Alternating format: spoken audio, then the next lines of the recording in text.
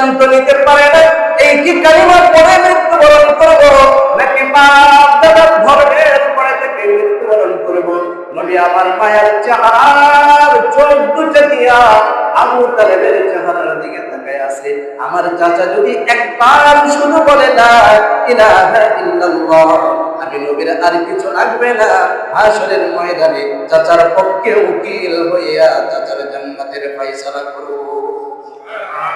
কিন্তু পারেন নাই, শেষ পর্যন্ত পারেন নাই, বেঈমানের কাছে হার মানছে। আবু তালেব মুখ দিয়ে বলছে, ভাতিজা, সারাটা জীবন তোমার স্নেহ করেছি, আদর করেছি, মায়া করেছি, আমাকে মাফ করে দিও, কোনো ভুল হলে আমাকে তুমি মাফ করে দিও।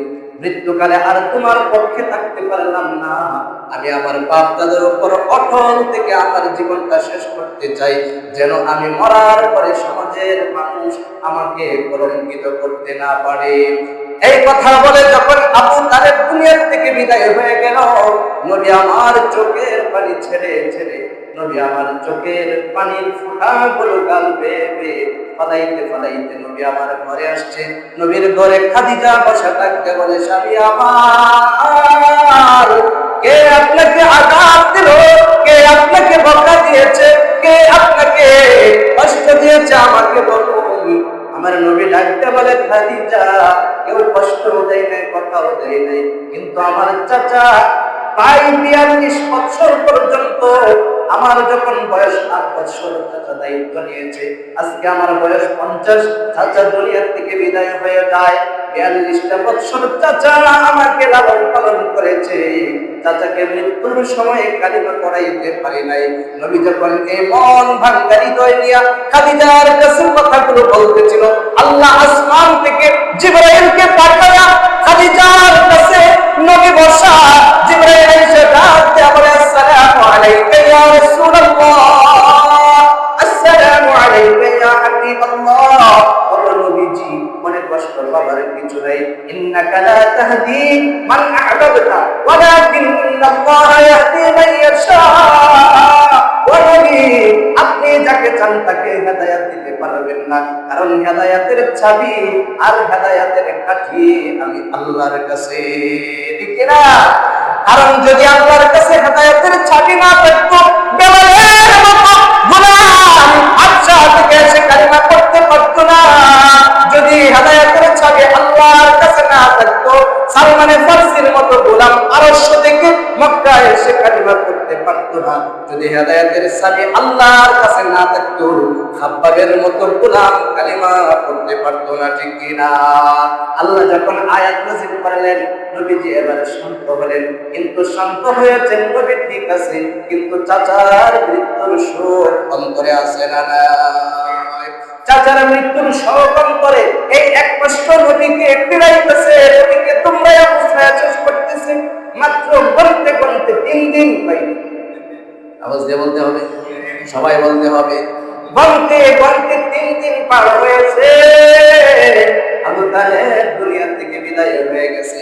3 দিনের মাথায়, এক বর্ণনার কথা বলছি, 3 দিনের মাথায় নবীর পায়ের ঘরে ছায়া দিয়া থাকার মতো নবীর কলিজার ধন খাদিজাও দুনিয়া থেকে বিদায় হয়ে গেছে।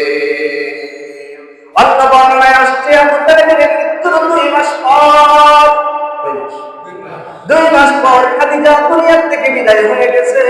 তাহলে নবীজির একই বছরে কয়টা চিন্তায় পড়ছে? আওয়াজ দিয়ে বলেন। বাহির সামাল দিত চাচা, চাচা দুনিয়া থেকে বিদায়, ঘর সামাল দিত স্ত্রী খাদিজা, খাদিজাও 3 দিন পালন করে 2 মাসের ব্যবধানে বিদায়।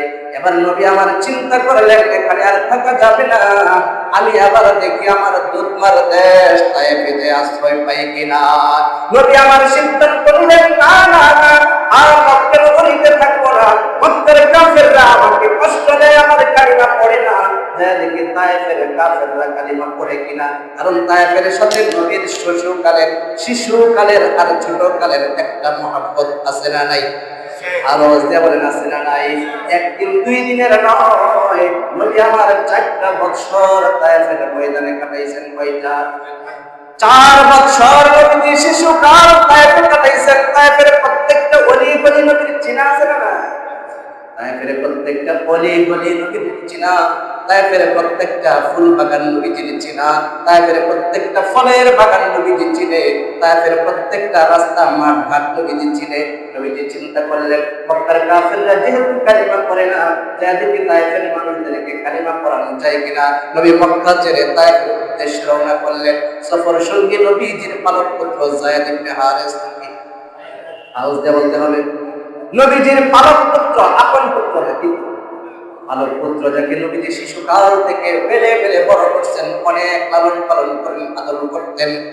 যায়েদ ইবনে হারেসাকে সাথে নিয়ে নবী আমার তায়েফের ময়দানে রওনা করছে।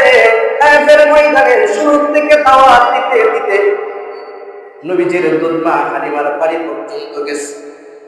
একদিন দুই দিন নয়, 10 দিন তায়েফের মানুষদেরকে দাওয়াত দিয়েছে। কয়দিন? আওয়াজ দিয়ে বলতে হবে, কয়দিন?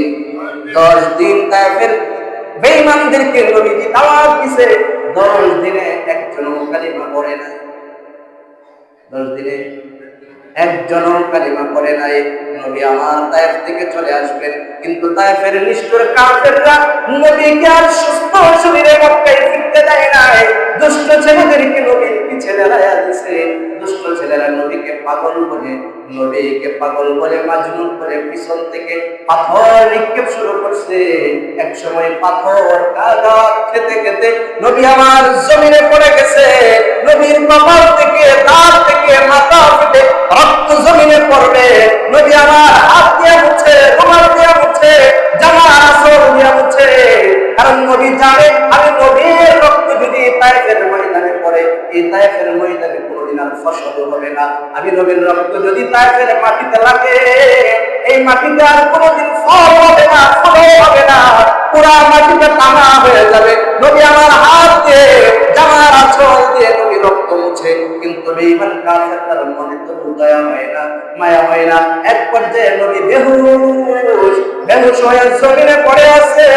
যায়েদ ইবনে হারেসা নবীকে পাঞ্জা দিয়ে ধরে নবীর উপরে শুইছে আর ডাক দিয়া করে, এই তায়েফের কাফেররা যদি মারতে মনে চায়, আমি যায়েদকে মার, পবিত্র মানুষটার গায়ে একটা পাথর মারিস না, ধ্বংস হয়ে যাবি, জীবনটা বরবাদ হয়ে যাবি। যদি মারতে মনে চায়, আমি যায়েদ পিঠ পেতে দিলাম, বুক পেতে দিলাম, যার যেই দিক দিয়ে মন চায় আমি যায়েদকে মারো। যদি মাথা ফাটাইতে মনে চায়, আমি যায়েদের মাথা ফাটাও। যদি পিঠে আঘাত করতে মনে চায়, আমি যায়েদের পিঠে আঘাত করো। যদি বুকে আঘাত করতে মনে চায়, আমি যায়েদের বুকে আঘাত করো। যদি হাত কেটে ফেলে দিতে মনে চায়, আমি যায়েদের হাত কেটে ফেলে দাও। আমি যায়েদের কোনো আপত্তি নাই। কিন্তু তোমরা চিনো না, যেই মানুষের গায়ে হাত উঠাইছো, যেই মানুষকে আঘাত করছো, এই মানুষ যদি আসমানের দিকে তাকায়া একবার যদি নালিশ করে, আরে তায়েফবাসী তায়েফে থাকতে পারবে না, গোটা জমিন আল্লাহ উঠায়া ওদেরকে ধ্বংস করে দিবে। নবী আমার সহ্য করতে না পেরে আসমানের দিকে হাত উঠায়া আল্লাহর কাছে সাহায্য চাইলেন। আল্লাহুম্মা নসুরনি, ওগো মালিক আমাকে সাহায্য করুন। আল্লাহ জিবরাইলকে পাঠাইয়া, সাথে 300 জিবরাইলের সফর সঙ্গী পাঠাইয়া আল্লাহ ডাক দেয়, বন্ধু আমার জিবরাইলকে পাঠিয়ে দিছি, যদি মনে চায় জিবরাইলকে আদেশ করুন, তায়েফ উল্টাইয়া দিবে। নবী আমার ডাক দেয়, আল্লাহ আপনার কাছে আমি সাহায্য চাইছি, তায়েফবাসীর ধ্বংস চাই নাই। আল্লাহু আকবার। জিবরাইল নবীর সামনে এসে ডাক দিয়া, রাসূলুল্লাহ, ওগো আল্লাহর নবী, আপনি আল্লাহর কাছে সাহায্য চাইছেন, আমি জিবরাইল আল্লাহর পক্ষ থেকে এসেছি, আপনি যদি বলেন তায়েফবাসীকে ধ্বংস করে দিব। নবী আমার বলেন না, জিবরাইল ধ্বংস করিস না, আজকে হয়তো চিনে নাই, আগামী দিন চিনবে ঠিক না। নবী আমার ডাক দেয়, আল্লাহুম্মা গফিরলি কওমি ফাইন্নাহুম লা ইয়ালামুন। ওগো আল্লাহ, তায়েফবাসীকে আপনি মাফ করে দেন, তায়েফবাসী আমাকে চিনে নাই, যদি চিনতো আমি নবীর গায়ে আঘাত করতো না, ঠিক কিনা? নবী আমার তায়েফ থেকে মাইকে যখন মক্কায় এসে পৌঁছলেন, মক্কায় নবীর যে আদরের স্নেহর জায়গা ছিল, চাচাও নাই, নবীজির ঘরে ছায়াদানকারী খাদিজাও নাই। আমার তায়েফ থেকে ক্ষত বিক্ষত শরীর নিয়ে মক্কায় নবীজি আসছে। নবীজি শুধু হেরেমের কাছে বসে আল্লাহকে ডাকে আর চিন্তা করে, আল্লাহ এই দুনিয়ায় বসে আমার কেউ নাই। আল্লাহ ডাক ডাকে, বন্ধু কেউ বলছে আপনার কেউ নাই, আমি আল্লাহ আপনার সাথে আছি। আল্লাহু আকবার। আল্লাহ জিবরাইলকে ডাক ডাকে, জিবরাইল আমার বন্ধু কই, আমার বন্ধুর বলি কেউ নাই। কে বলছে বন্ধুর কেউ নাই? জিবরাইল মিকাইল নিয়ে মক্কায় যা, আমার বন্ধুরে সালাম দে আর জানায়া দে আল্লাহর বাড়িতে স্বাগতম জানানো হয়েছে। আল্লাহু আকবার। জিবরাইল আসছে মিকাইলকে সাথে নিয়ে। যারা হাজী সাহেব আছেন তারা চিনবেন, মাকামে ইব্রাহিম নামে একটা জায়গা আছে না নাই? মাকামে ইব্রাহিম আরেকটা জায়গা আছে যেটাকে হাতিমে কাবা বলা হয়, আছে না নাই? হাজী সাহেবরা চিনে হাতিমে কাবায় নবী শুয়ে আছেন, নবী আমার ঘুমে আছেন। জিবরাইল আসছে, মিকাইল আইসা নবীর পাশে বসছে, নবী আমার ঘুমায়। জিবরাইল মন ভরে নবীর চেহারা দেখে আল্লাহু আকবার। জিবরাইলের মন চাই না নবীর ঘুম ভাঙতে, কিন্তু আল্লাহর পক্ষ থেকে আদেশ নবীকে নিয়ে যাইতে হবে, আল্লাহর বাড়িতে যাইতে হবে। কিন্তু জিবরাইল পেরেশান হয়ে গেছে, নবী আমার ঘুমাইছে, ঘুম ভাঙাইতে। আলেমদের ঘুম ভাঙানো বিয়াদবি কেন? নবীর ঘুম ভাঙানো ফেরেশতাদের জন্য বিয়াদবি ছিল। এজন্য আলেমরা ঘুমাইলে আলেমদেরকে ডাক দিতেন, অপেক্ষা করা। কি করা? অপেক্ষা করা। কারণ ঘুমের মাধ্যমে মানুষ ডাক দিলে কষ্ট পায় বেশি। এই জন্য নবী আমার ঘুমায়, জিবরাইল বসে আছে, নবী আমার প্রথম ঘুম ভাঙবে, কিন্তু রাত পড়লে তার ঘুম ভাঙাইয়া লাগবে না। জিবরাইল চিন্তা করলো, হাত দিয়া ডাক দিলে যদি নবী কষ্ট পায়, আবার যদি জবান দিয়া আওয়াজ দিয়া ডাক দেয় তাও যদি নবী কষ্ট পায়। জিবরাইল টেনশনে আছে কি করে নবীর ঘুমটা ভাঙানো যায়। একবার চিন্তা করলো, নবীর সবচাইতে নিম্নমানের জায়গা কোনটা? গোটা শরীরের একটা নিম্নমানের জায়গা আছে, যেমন আমাদের পা, মাথা দামি না পা দামি? মাথা দামি। শরীরের তুলনায় সবচেয়ে কম দামি জায়গা কি? আওয়াজ দিয়ে বলেন কি? নবীর সব অঙ্গই দামি, এরপরে তুলনামূলক কিন্তু পা। জিবরাইল চিন্তা করলো, আমার সবচেয়ে দামি অঙ্গ কোনটা? চিন্তা করে দেখে আমার সবচেয়ে দামি অঙ্গ হলো আমার জিহ্বা। আল্লাহু আকবার।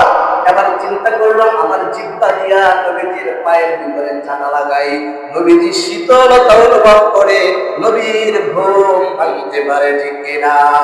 জিবরাইল বসে, ইতিহাসের কিতাবে লেখা আছে, জিবরাইল নিজের জবান দিয়া জিহ্বা দিয়া নবীর পায়ের তালুতে আস্ত করে একটু লাগাইছে।